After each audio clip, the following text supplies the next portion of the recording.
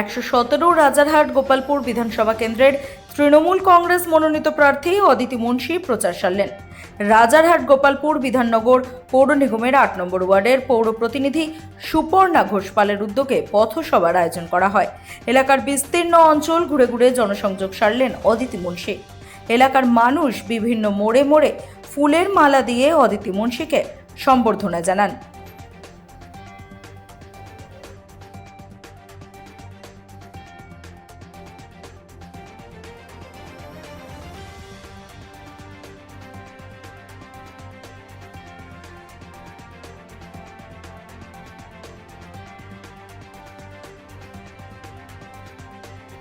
উন্মোদনা দেখতে পাচ্ছি, কি বলবেন দর্শকদের?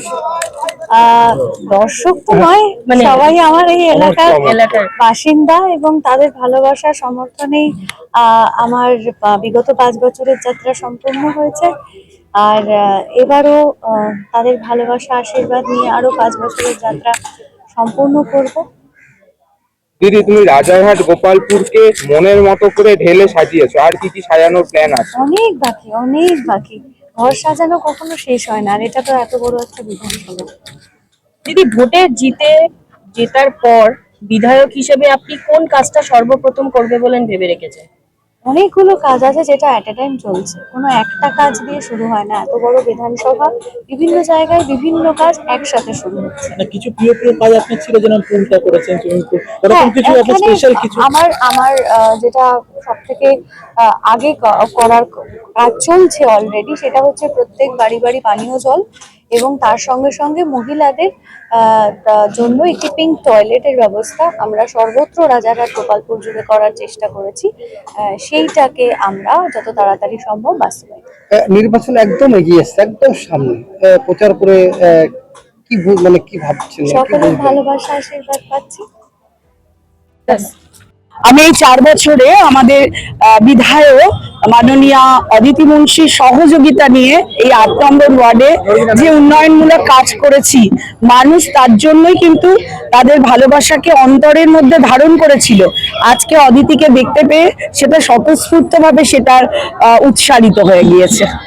ভালোবাসাটা মনে ছিল, আজকে সেটা উৎসারিত হয়েছে। আমাদের অবশ্যই আরো বাড়বে মার্জিন, কারণ মানুষ ভালোবেসে ভোট দিচ্ছে। আর একটা হচ্ছে যে একটু আগে আপনারা বলছিলেন না যে উন্নয়নটা ভালোবেসে উন্নয়ন করেছে, কারণ মানুষ যেরকম নিজের লোকের ভালো চায়, সেরকম অদিতি মুন্সি এমন একজন মানুষ, তিনি প্রত্যেকটি ওয়ার্ডে প্রত্যেকটি মানুষ যাতে উপকৃত হয় সেই জন্য সর্বদা চেষ্টা করেন।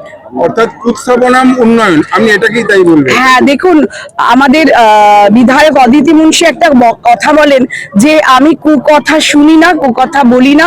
আমাদেরকেও প্রতিনিয়ত বলে যে অন্যের বিরুদ্ধে বিষোদ্গার করা এটা আমাদের কাজ নয়।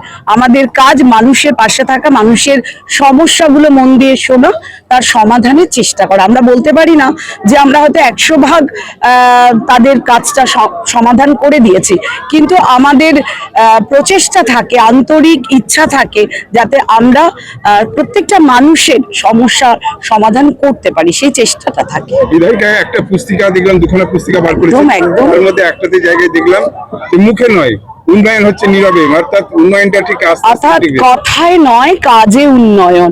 আপনারা দেখেছেন যে এই 5 বছরে তিনি যে কাজগুলো করেছেন, যেমন ধরুন আমি যদি বলি যে আমাদের এই রাজারহাট গোপালপুরে যে একটা আন্তর্জাতিক মানের সুইমিং পুল হয়েছে।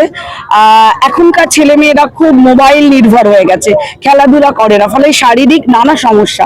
তো এখানকার সমস্ত অভিভাবকরা স্বতঃস্ফূর্তভাবে এই 1 এপ্রিল থেকে তারা নাম লিখিয়ে এই আন্তর্জাতিক মানের সুইমিং পুলে তাদের ছেলেমেয়েরা যাতে সাঁতার কাটতে পারে। পাওয়ার স্টেশন হয়েছে শুনলাম। অবশ্যই, যেমন ধরুন আমাদের যদি আমরা কেউই চাই না আমাদের এরকম কোনো বিপর্যয় হয়, কিন্তু যখন আগুনকে কেন্দ্র করে কোনো বিপর্যয় হয় তখন আমাদের অনেক দূর থেকে আনতে হয় আর কি সাহায্যটা। আমাদের নিজস্ব ফায়ার স্টেশন তৈরি হচ্ছে। ওনার প্রতিপক্ষ যিনি দাঁড়িয়েছেন তিনি একটা জায়গায় অভিযোগ করেছিলেন যে এখানে নাকি পানীয় জলের অভাব, কিন্তু দেখা গেল 333 কোটি টাকা ব্যয়ে পানীয় জলের ব্যবস্থা। আমাদের কাজ মোটামুটি কয়েক মাস ধরেই চলছে। 1 থেকে 17 নম্বর ওয়ার্ড, এই ওয়ার্ডে পরিশ্রুত পানীয় জলের জন্য 333 কোটি টাকা খরচ করা হয়েছে। আমার ওয়ার্ডের প্রত্যেকটি গলিতে গলিতে এই পরিশ্রুত পানীয় জলের পাইপলাইন বসে গেছে, আমাদের ওভারহেড ট্যাঙ্ক বসছে এবং এই বছরের মধ্যেই আমাদের লক্ষ্য রয়েছে যাতে প্রত্যেকের ঘরে ঘরে এই পরিশ্রুত পানীয় জল 2021 পৌঁছে যায়। সে কোনো জায়গাই নেই, কারণ হচ্ছে আমরা যেটা বলি, প্রথমেই বলছি, আমরা কথায় নয় কাজে বলি। সংঘর্ষ করার দরকার নেই, কারণ আমাদের তো ভালোবাসা রয়েছে, মানুষ স্বতঃস্ফূর্তভাবে ভালোবেসে আমাদের পাশে থাকবেন। ফলে আমাদের আস্থা আছে, ভরসা আছে মানুষের উপরে। বিভিন্ন প্রেস কনফারেন্স করে ওনারা বলতে যাচ্ছেন যে নানা রকম জবাব অভিযোগ তো তারা করবেই, তারা একটু কি বলবো, সবার মানে চাইছেন যে তাদের দিকে আলোকপাত হোক, কিন্তু তারা যেসব কথা বলছেন, যে ভাষা প্রয়োগ করছেন, আলোকপাত দূরে থাকুক, তারা আরো বেশি অন্ধকারাচ্ছন্ন হয়ে যাচ্ছেন, মানুষ তাদেরকে ব্রাত্য করছে। ধন্যবাদ আপনাকে। নমস্কার।